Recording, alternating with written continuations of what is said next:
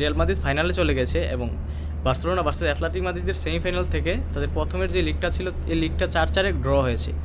সুতরাং আজ রাতের যে ম্যাচটা আছে ওই ম্যাচটা ডিসাইড করে দিবে কোপা দেল রের ফাইনালে রিয়াল মাদ্রিদের সাথে কে কম্পিট করবে। আসসালামু আলাইকুম, আমি জনি আছি আপনাদের মাঝে, আপনারা দেখছেন মহাজন। আর আমরা কথা বলবো রিয়াল মাদ্রিদ ভার্সেস রিয়াল সোসিয়েদাদের যে সেমিফাইনাল ম্যাচটা ছিল ওই ম্যাচটা নিয়ে। চলুন ভিডিওটা শুরু করা যাক।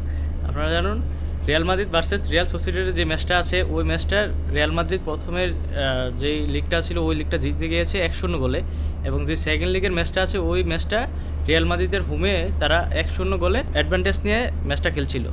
তো ওই ম্যাচটা 4-4 গোলে ড্র হয়েছে এবং রিয়াল মাদ্রিদের যে প্রথমের ম্যাচটা ছিল 1-0 গোলে জয়লাভ করেছে এবং ওই ম্যাচটা ডিসাইড করে দিয়েছে তাদেরকে ফাইনালে যাওয়ার জন্য। তারা টোটাল এগ্রিমেন্টে 5-4 ম্যাচটা জয়লাভ করে নিয়েছে এবং তারা কোপা দেল রের ফাইনালে চলে গেছে। যে রিয়াল সোসিয়েদাদ ছিল তাদের অসাধারণ সুযোগ ছিল তারা ফাইনালে চলে যাওয়ার জন্য, কিন্তু তারা যে কয়েকটা সেভ ছিল গোলকিপারের তারা সেভ করতে পারে না, কিন্তু দুর্দান্ত কয়েকটা সেভ ছিল যা সেভ করার কথা ছিল না, ওইগুলো সেভ করে নিয়েছে, কিন্তু তাদের গোলই নিজেদের গোল ছেড়ে দিয়েছে।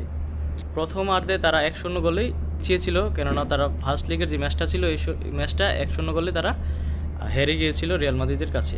সেকেন্ড লিগের ম্যাচটা তারা 16 মিনিটে একটা গোল করে ফেলেছিল। হেনরা 16 মিনিটে একটা গোল করে নিয়েছে তাদের মাঠে এবং তারা 1-1 সমতায় ফিরে এসেছিল, কিন্তু এনরিকে ভিনিসিয়াসের একটা পাস থেকে এনরিক সমতায় ফিরে আসে 30 মিনিটের মাথায়, কিন্তু ডেভিড আলবার একটা ওন গোলের কারণে তারা 2-2 পুনরায় ম্যাচটা সমতায় চলে যায়।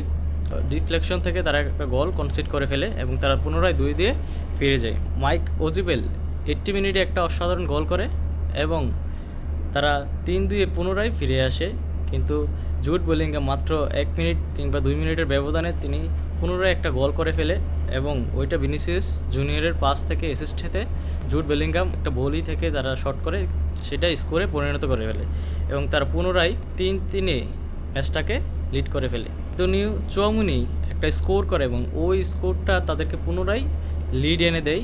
তারা লিড করতে শুরু করে অ্যান্তোনিও চুয়ামুনির একটা স্কোর হতে, তো মাইক ওজিবেল সে পুনরায় একটা 93 মিনিটের শট থেকে তারা স্কোর করে ফেলে এবং ওই স্কোরটা তারা পুনরায় 30 মিনিটের মতন বেশি এক্সট্রা টাইম নিয়ে নেয়। 30 মিনিটের মধ্যে তারা অনেকগুলো শট করে, কিন্তু ওই শটগুলিকে তারা স্কোর করতে ব্যর্থ হয়। ট্রিগার তিনি সাব হয় এবং সে 115 মিনিটের মধ্যে একটা স্কোর করে এবং তার 4-4 ম্যাচটাকে ড্র করে ফেলে। সেকেন্ড লিগের ম্যাচটা ড্র হয়, কিন্তু ফার্স্ট লিগে ওই ম্যাচটা 1-0 তারা গোলে জয়লাভ করে ফেলেছিল। দুটো ম্যাচ মিলিয়ে টোটাল এগ্রিমেন্টে তারা 5-4 ম্যাচটা জয়লাভ করে ফেলে। উজাইবেলকে তারা তুলে নিয়েছিল এবং টাকিকে তারা তুলে নিয়েছিল, কারণ তারা অনেকগুলি মিনিট খেলে ফিরেছে, কিন্তু তাদের যে স্পিড আছে স্পিডটা কম হয়ে গিয়েছিল।